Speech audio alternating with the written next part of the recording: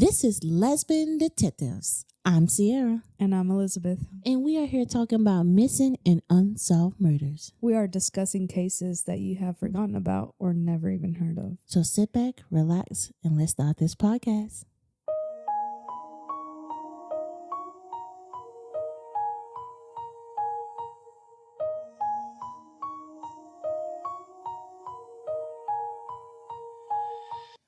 A Walk to School, the Alexis Patterson case. Alexis Patterson, she was born on April the 4th, 1995. Her mother was Ayanna Patterson and her father was Kenya Campbell. Her mother was actually 16 years old when she gave birth to her. Her father was in his mid to early 20s when they got together. Big age gap. Yeah, little age gap. They didn't work out long, so when she was pregnant with Alexa, they split. They wasn't together no more. When Alexa was 3 months, her mother found a new man. His name was LaRon Bourgeois. They soon got married. He had an older daughter, but he also had a son that was actually 2 years younger than Alexis.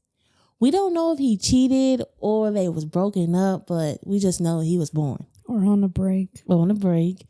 But they actually had a daughter together. Oh. On the eve of May the 2nd, 2002, Alexa, her younger stepbrother, and her mom, they went to the local store because it was Alexa's turn to bring cupcakes to school. But let me tell you something, it's crazy. Alexa, she didn't even like cupcakes. She brought it to school because she knew her classmate liked the cupcakes. So she was so nice. That was just so nice. I wouldn't did that as a kid. Yeah, I mean, you don't want to get bullied either. You want to be the hero. Right. Rather than the villain. So they went to the local market. They came home. LaRon, he usually worked with Alexa with her homework. She had to read because she wasn't doing very well in reading class. So he was helping her read every night. So she had to read a paragraph and also answer some questions. But Alexa, she did the smart thing, okay? I'm not mad at Alexa for this. She kind of didn't read her little paragraph that she's supposed to read to help her. She skipped over that. She went to the answer choices and matched to see if it was already in the paragraph. And that's how she did it.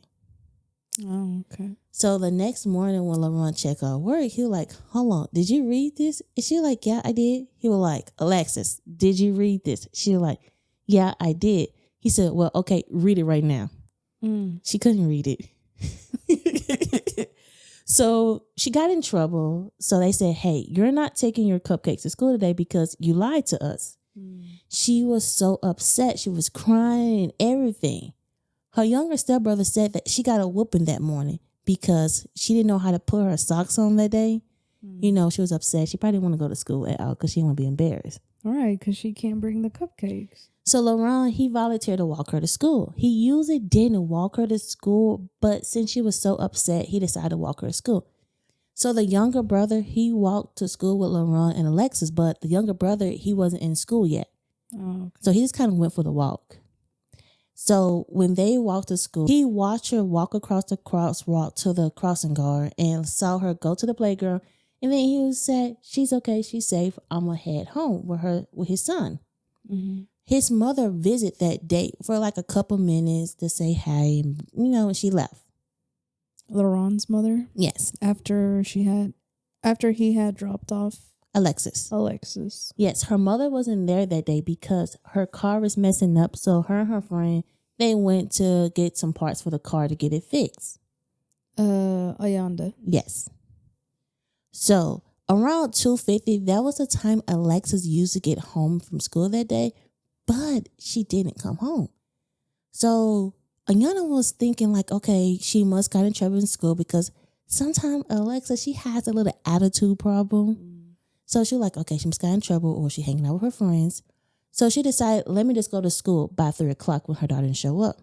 Wait, she wasn't notified that her daughter didn't make it to school? Hold on, wait a minute, let me tell you, because there's something important about that. She went to the school. The school didn't have Alexis at all. She didn't even show up to class at all. None of the teachers saw her. So Ayanna came back home and she told LaRon, she was like, hey, Alexa didn't go to school today. And he was like, what? She was marked absent. Yes. But the crazy thing about it, they have this policy. The kid had to be absent for 2 days before they contact the parents. It was like a natural thing. Never heard of that. Right. But a lot of the schools in Milwaukee, they didn't do it. But this school did it because I learned from doing my research, this school was very, very tight-knitted. So, like, even the teacher that didn't have Alexis, they knew who Alexis was. I don't agree with that policy, though, because even a whole day, even a whole school day is too late if your child is missing. They're supposed to report it, in my opinion, within, the first 30 minutes to an hour that class starts. Mm-hmm. Yes, I agree with you because my school wasn't like that at all. So, going back to the story, they called the police immediately. I mean, immediately. Do you want to know how long it took them to come? How long? An hour. So what time did the police arrive? They came around 5 p.m. Mm-hmm. And they started searching for Alexis at 6 p.m. So the sheriff of this police department, he said, oh, Alexis, she ran away. Like, he really didn't give enough care to really look for her at all. He just made an assumption. So he didn't do, when a young kid is missing, you're supposed to go knocking door to door to see if anybody saw her. Yeah, you're supposed to investigate, not make assumptions. Anybody can make an assumption. Right, but they didn't do that at all. So they lost most important evidence from them because they didn't look for her Saturday or Sunday. They just looked around a little bit, but the person who really looked for her was her family.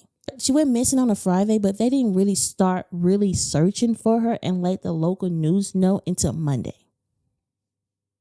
Wow. So that's how many days that they lost of just assuming that she was a runaway.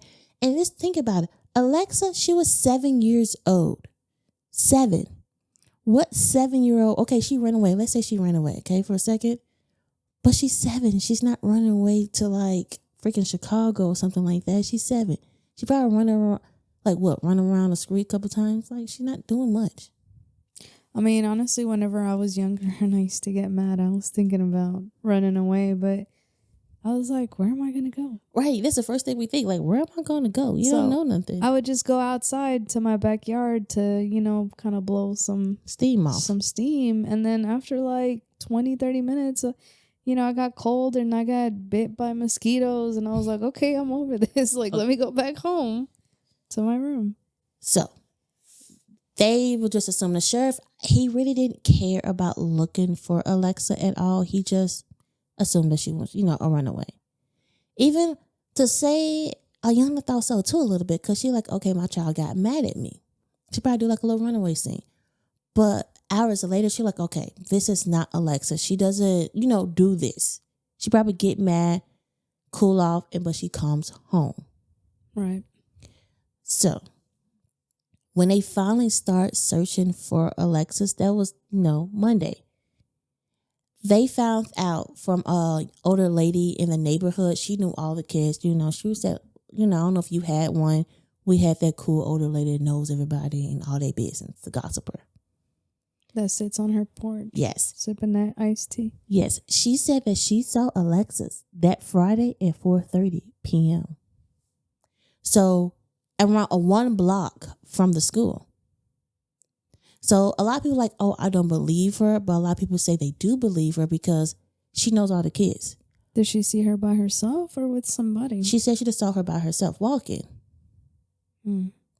So that was the weirdest part about it. And also that day when they start asking the kids said, oh yeah, we saw Alexis that day. We saw her crying on the playground before and after school. So she was in school property the whole time? Yeah. According to the kids. And yeah, according to the kids and also the older lady. Well, the older lady saw her walking a block away from the school. So, called the police. It took them an hour to get there. They really didn't search. They searched like the local parks and stuff like that. Sheriff believed that she was a runaway. They said, hey, she just hiding out right now. She's going to come back home. But we also need to remember, Alexis was 7 years old. She was in the 1st grade. She went to Hi-Mount Community School. Crazy that you just assume a 7-year-old is going to run away. She's not 14 or 15 years old that that's a possibility of her running away. So when they finally started knocking on the door that Monday, they started walking around actually really looking for Alexis. 2 days later, they started looking for her. They didn't even knock and talk to this lady. The uncle actually did. The uncle went to this lady. He said, hey, have you seen Alexis? She's like, oh yeah, I saw her on Friday at 4:30. So he was shocked. He like, what do you mean? He said, yeah. She like, I saw her at 4:30, a block away from the school. That's when he informed her she was missing. He said she didn't even know that she was missing. Nobody knew that Alexis was missing because they didn't put on local news until that Monday. Wow. So a 7-year-old was missing for 2 days and we don't even know about it until the local news. Her family made flyers and everything because they like, this is not Alexis. They know her. But the local police, they didn't really care that much. So when the police finally start searching for her, and they think it was the mother and stepfather. So they interviewed them for 10 hours. Both of them? Both of them. They gave them polygraph tests and Ayanna, she passed. But it came out that LaRon failed and he didn't even know he failed. They didn't tell him. He found out from the news. The news said, hey, you failed the test. He like, no, I didn't. They're like, yes, you did. We have sources to say that you failed the test. So he was like, if I failed the test, I'll probably still in, lockup right now because LaRon, he has a past in jail. He went to jail because of drugs. And also in 1994, he was the getaway driver for a bank robbery. Wow. So they kind of assume like because of his past that, that has something to do with Alexis missing. Right. But he didn't feel that way. He felt it was like a stranger danger. But the police believe that, oh, it's not a stranger danger because it's one of the parents. That's what they believe. It was Alexa's mom or her stepfather. They didn't even think of nobody else. They didn't even look into anybody else. They just assumed it was those two people. So. Did they say what question LaRon felt? They never came out because LaRon don't even know he felt it. So LaRon don't know. Nobody know what happened. So Keith Martin. He was a local security guard. He made up LAP, located Alexa Patterson. So it was a group of volunteer people. They went out and they looked for Alexis by themselves without any police because they wanted to bring her home because she was a local girl. Right. But the police, the police was looking for a body instead of Alexis. So they were looking in the parks, the lagoons, and everything. They had horses, motorcycles, but they was looking for a body because they kind of assumed that the parents did it. But to me, I feel like if you're doing that, you really don't care. Because y'all all assume she was run away. Now y'all saying, oh, the parents did it. Do y'all have any facts of anything really? Or y'all just assuming? Right. So, during the search, they talked to the kids and the principal and the teacher. So the kids say, they saw that Alexis was there on the day that they saw her crying on the playground. The kids saw they saw a late model GMC with tinted window doing pick up and drop off, but they never saw them pick up or drop off anybody. They also say they saw a dark blue SUV speeding away around that area where the time she went missing. Another thing, a kid 2 weeks before Alexa went missing was almost abducted. 2 weeks ago? Yeah, 2 weeks before she went missing. Oh, wow. The principal sent out a letter and said, hey, this happened. Watch out for your kids and all that stuff. A week before Alexa went missing, she was seen talking to an unknown lady. The teacher informed Ayanna. Ayanna sat down with Alexis and had a conversation with her about stranger danger. But Alexa didn't listen because 2 days later, she was seen back talking to this lady. And who witnessed it the second time? The teachers. The teachers all saw it. The same teacher? Teachers? Well, they didn't say it was the same teacher. It could be a different one because all the teachers knew of Alexa, who she was, but a teacher saw it. So that's the crazy part to me, that all these teachers saw it, but nobody intervened. But Alexa's case, she only got local news. It never went nationwide. Her case never went nationwide. I just really wonder what the protocol is if a teacher sees a student talking to somebody that they're not familiar with, what do you do? Right. So another question. Mm-hmm. There was an attempted kidnapping a week or 2 weeks before Alexis Patterson. Did the police look into that? So the police looked into that case, right? But to me, it kind of seemed very similar a little bit. Because another young boy from that school almost went missing. But 2 weeks later, a little girl actually did go missing. I mean, to me, if the police got that call, like, oh, a little girl went missing from this school, all that stuff, blah, blah, blah, blah, blah. They didn't like look at their notes and say, hey, a little boy almost went missing from the same school. They didn't put those pieces together. I mean, they had a lot of assumptions and they couldn't put that piece together. If somebody was almost kidnapped and then somebody got kidnapped, you don't think those might be linked in some way? I would say that would probably be one of my prime suspects. And I agree with you because I will look into that case as a little lesbian detective, as I do say myself. I will look into that case before because it has to be some similarities to that case. But the police didn't. They already assumed Alexis ran away. Then after that, they're like, oh, she didn't run away. We're looking for a body because she's dead. Because let me tell you something. The sheriff came out and said, oh, Alexis dead. Before they even found a body? They haven't found the body. She is still missing. I don't think you should make an assumption that somebody's dead unless you have a body. You have to take everything into consideration. Mm-hmm. She is missing, and that's all they know. They have to find her, whether she's dead or alive. And I just don't think that was a tactical move on their part. Because they already assumed that who LaRon was, and that he was the last person to see her. He did it. But LaRon, he hated that. He was like, okay, y'all can see me as a suspect, but I'm not doing everything I need to do but look for my daughter. He was cooperating. He was very cooperated. And skipping a little part, but this is an amazing story. He wanted to go to the White House to talk to the president because they had a lot of people going in for missing kids. But he knew that he wasn't going to be accepted because of his background. Mm. So that kind of hit him hard because he was with Alexis all the time.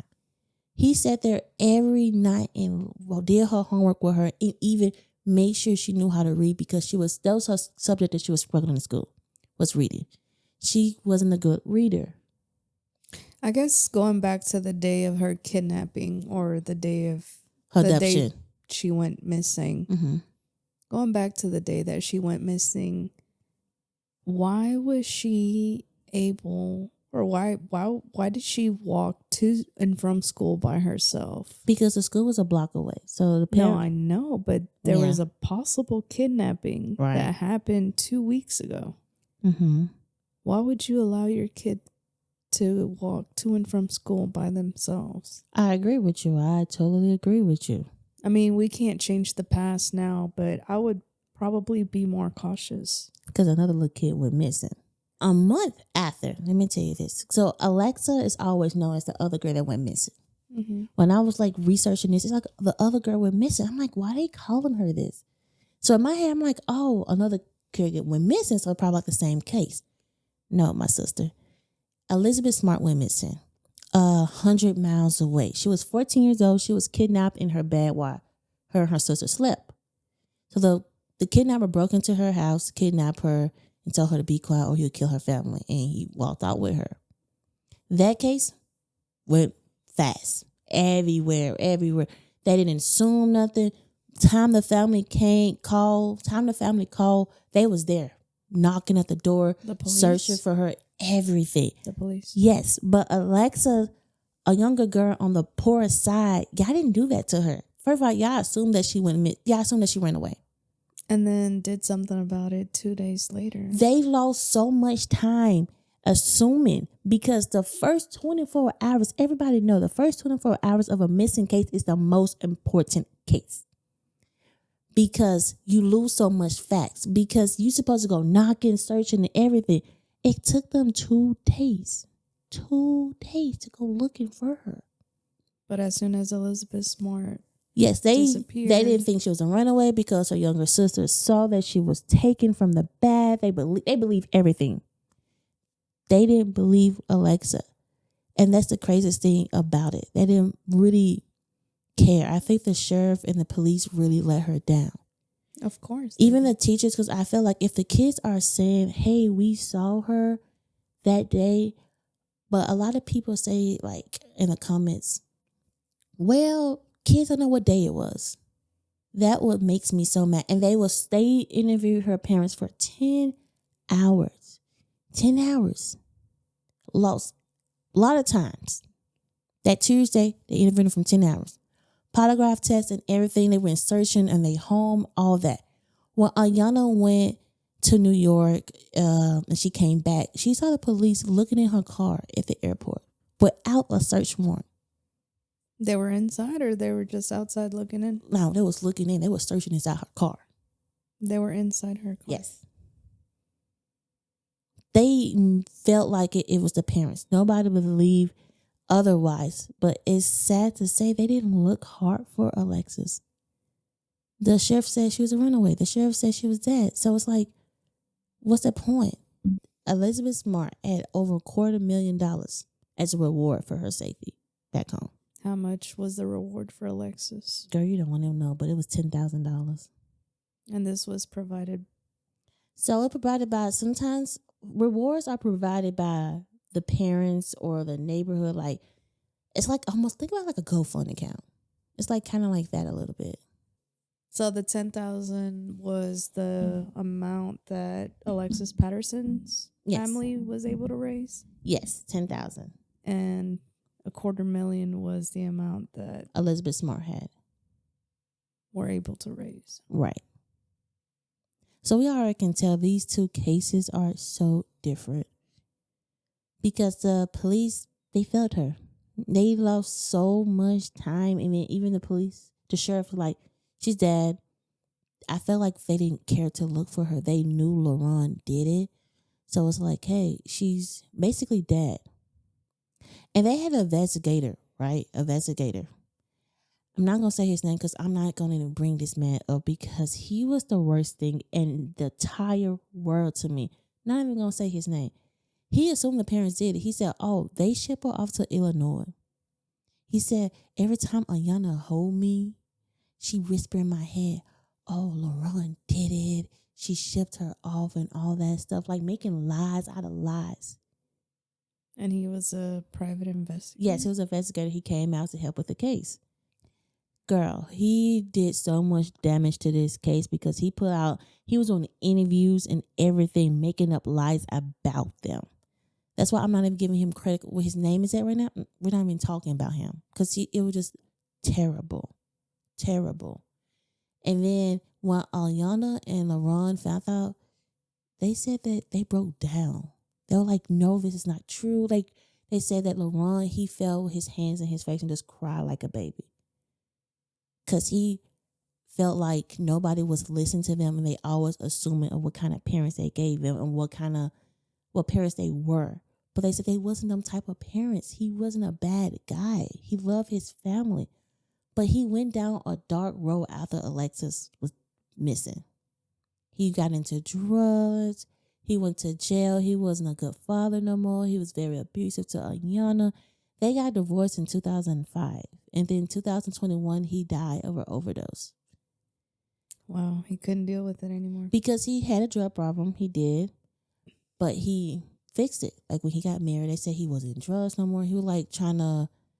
That's how he coped? Yeah, because a lot of news articles I read, it's just how bad they talk about him. And I'm not going to bring him up because it's just sad. Because when Ayanna actually did an interview, she talked about him. She didn't have nothing negative to say about him. About who? LaRon. But LaRon did about Ayanna? No, he never did. He was more the person like, we got to find her. Like Ayanna was there too. But he was like, oh, let's go to the White House. Let's do this. We got to do this. We got to do this. Like he was the one was pushing it very, very hard. A suspect was also Kenya Campbell. You remember her father? But he was in jail actually the weekend she went missing because he was driving with a license, expired license. So he was cleared. He got arrested when? The weekend, that Friday. So he was in jail that Friday, Saturday, Sunday, and he was out Monday. Friday, he went to jail before they knew she was missing? Yes. Oh, okay. So he was in no timeline he could have did it at all. So he was in jail. He was cleared. And another one was a white supremacist. His name was Brian Ward, and they assumed it was him because he made a lot of racial remarks about Alexis. He said nobody cares about her because of her skin color, and was talking mad stuff about her. How did he know about her disappearance? From the local news. Oh, so he came out after she went missing. Yeah. So after that, he went to the police station and they cleared him. It wasn't no how did they clear him? I found in the articles how they cleared him, but they cleared him. They said he's a racist person, but he didn't do it. But sure, I don't even trust the police with that things. Right. Also, it was a tip saying that they need to check this abandoned building because they heard a little girl screaming. The police went, then nothing came about it. They didn't find anything. No, anything at all. So 7 years after her case, 7 years after she went missing, her case went to the Milwaukee Cold Case Division. Why did it take so long? Because, sometimes cold cases, it has to be cold for a certain amount of time for them to even look at it. So the police, they stopped really looking for Alexis because I feel like they already know who did it, LaRon.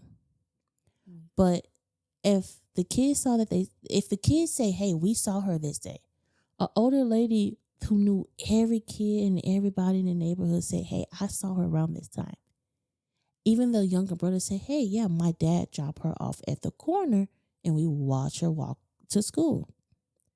So I feel like they're not really listening to the facts of the story. They just assuming everything. In 2016, a man in prison said that his ex-wife was actually Alexis Patterson. Was she? You're skipping ahead. I'm sorry. She doesn't want her name because she doesn't want to be affiliated with the case. So I'm not going to say her name. I'm going to say prison wife. Okay. So prison wife, she told her ex-husband, hey, I'm not her. And he assuming, hey, you don't know nothing from your past at age 10. She that's okay. He said, well, you didn't have a birth certificate. She because I'm from a different country. Oh, wow. And because it took a while for them to get married because she didn't have a birth certificate. And she trying to explain to this man, hey, this is the reason why I don't have one. And he no, you're Alexis Patterson. He just assumed that it was her this whole time. Mm-hmm. They did a DNA test. It wasn't her. Do you think he did it for clout? Probably so, because she didn't even believe it. She wanted nothing. It took me so long to find pictures of her because she was hiding from this. And everything, even her smile, everything about Alexis, everything was so different from how Alexis looked. So she didn't resemble her in any way? Not really. The eyes, the hair, the smile. It was just the ex-husband. That was who it was. The thing she had was the pinky, but the scar was there, but it wasn't in the right place. So it was weird. Let me show you a picture, okay? So you can see. Yeah, she looks nothing like her. Right. Nobody look up her picture because she doesn't want to be involved. She even said it I don't want to be a part of this case. I know who my parents are, but her ex-husband no, you are Alexis Patterson. She wasn't, guys. She wasn't. So all the tips that they had didn't take the police anywhere. They look, but they didn't. And as I said, the sheriff thinks she was dead. So he really didn't look as hard as he should. But they lost so much time looking for Alexis because they believed that she was a runaway. I thought they believed she was dead. Well, in the beginning, they believed she was a runaway. So, weekend, runaway. Monday, no, she dead. That's what the sheriff said. So, the big boss said that she was, deceased. So, the only suspects that they really had was LaRon, Ayanna, Kenya, and Brian. But not the lady that was seen talking to her twice, that nobody intervened. Correct. I just feel like so many people let her down. She walked to and from school by herself. Mm-hmm. There was a possible kidnapping 2 weeks before she got kidnapped. Teachers did not intervene. And it's like there's some missing pieces. Students saw her at school. Right. But the teachers didn't. No. And if she was at school, how did she go a whole school day without anybody noticing her? Isn't there like some sort of recess or PEs or any other activities where the teachers would go outside and see if there's a kid out there? I assume so, but I feel like this one did. Because I feel like don't teachers just walk around and look at doors and stuff like that? Yeah, they have to account for everybody that comes. Well, I mean, they assumed that she wasn't there that day, so they didn't count. But they said the school was so tight knit. If anybody saw a student, they're gonna ask them, "Hey, where do you supposed to be? Who's your teacher? What grade are you in?" Like, and even like the neighbor, unless she got her days mixed up, like she saw her, but then the teachers didn't. Are they hiding something? But it's crazy with the lady who saw her, because a lot of people don't really believe in her. But the uncle, he did, because he said that she knew, like, it wasn't her assuming, like, oh, I think I saw Alexa. I think, no, she knew who Alexis was. She personally knew Alexis. She knew her family. Mm-hmm. But she didn't know that she was missing. We could talk about this in discussion, okay? Because I got some things to say about the lady who kind of saw Alexis, okay? Okay. But let's talk about Alexis before we get to our discussion board. Alexis Patterson, she was a bubbly 7-year-old girl. Her favorite thing was Barbies. She had like a little Barbie backpack, and her spirit was everything. She loves to draw and do art projects with her family members. School was her favorite thing in the world. Her little nickname was Lily and Pie. The crazy thing about it, she didn't like sweets. Or cupcakes. Oh, cupcakes. So she had perfect attendance. She was so strong. She had a spunky spirit. She was a 7-year-old girl that went missing, and the police didn't care about it. That's sad to say. Didn't do enough. At all. So let's sit back and talk about this case.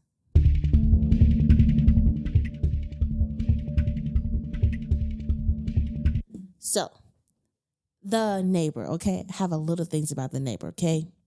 So, as I was researching this, the uncle said he talked to the neighbor. Well, not the neighbor, the lady that lived on the block. Well, let's call her neighbor because she was on the same block and everything, and the school was like a block away. Mm-hmm. She said she saw her at 4:30 a block away from the school, right? But how is it kind of possible that she did not know that Alexa was missing for a while? As I was doing my research, the family, they went looking for her. They put out missing flyers and everything about Alexis. So why didn't she know that she was missing? Right. So as a lot of, I watch a lot of Criminal Minds and Law and Order, that's my shows.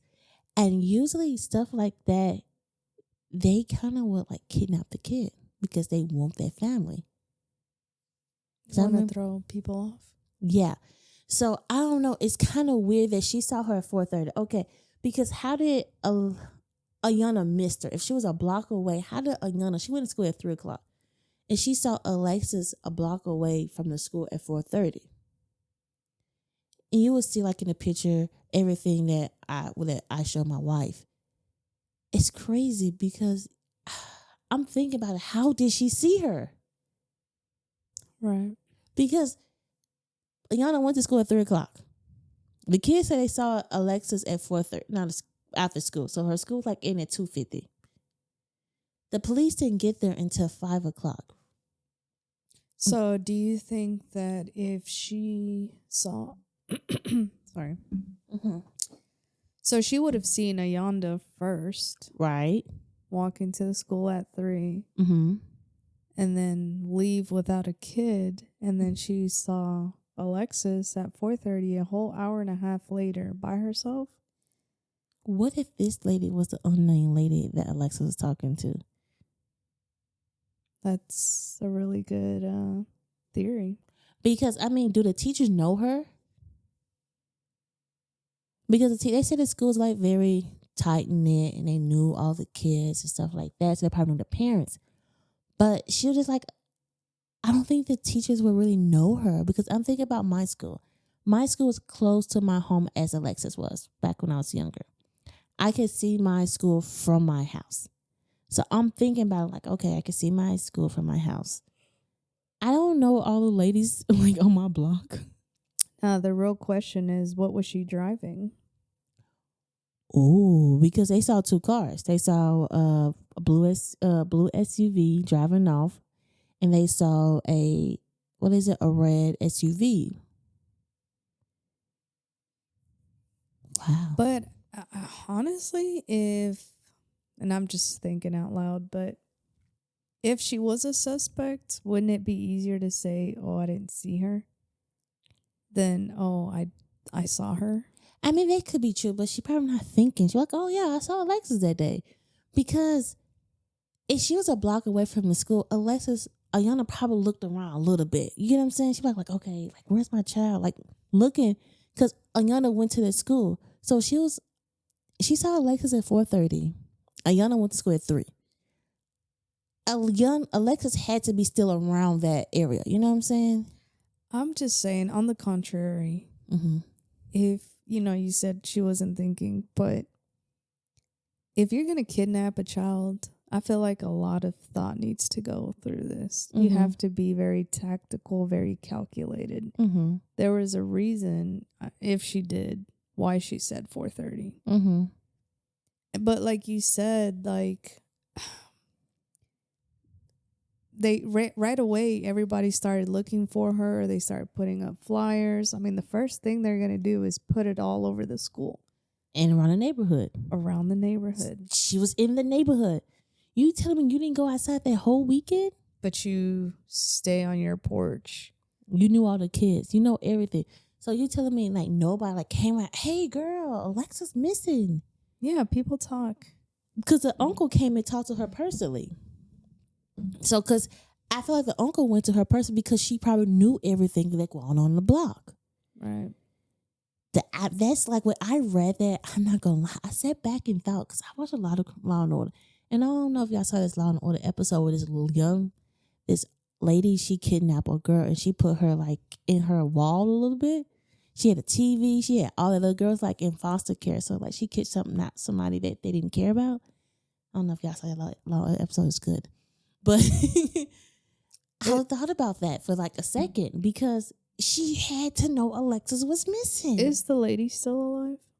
I don't know. I didn't research that much into that part until like I was reading over my notes. I'm like, hold on, wait a minute. This doesn't make sense a little bit because the uncle went to her. He went to her. It doesn't say what day but he said a couple of days after Alexa went missing that he went to her. So let's say he went Saturday or Sunday. The family was searching for her that night and that morning. They searched that whole weekend. They made over 75 flyers.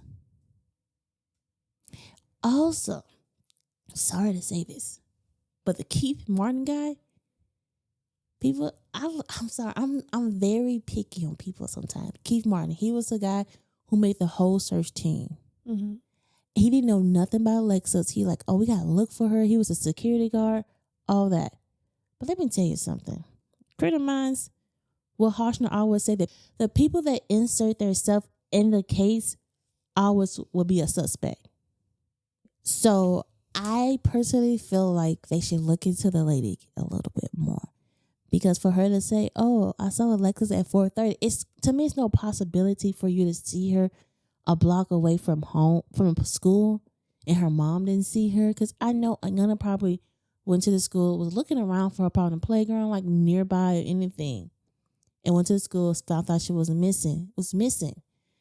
And the Keith Martin guy, I don't know, he just inserted himself into the case too much for me not to suspect that it was him.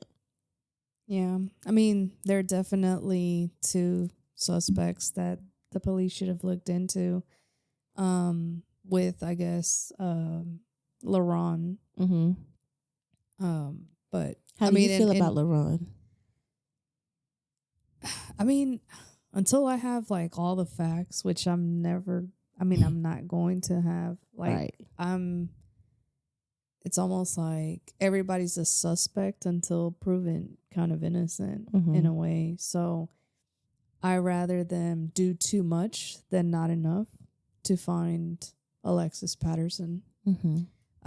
If the neighbor is not the lady that Alexis Patterson was seen talking to, they should interview that person too. And they should also interview the kid that was attempted.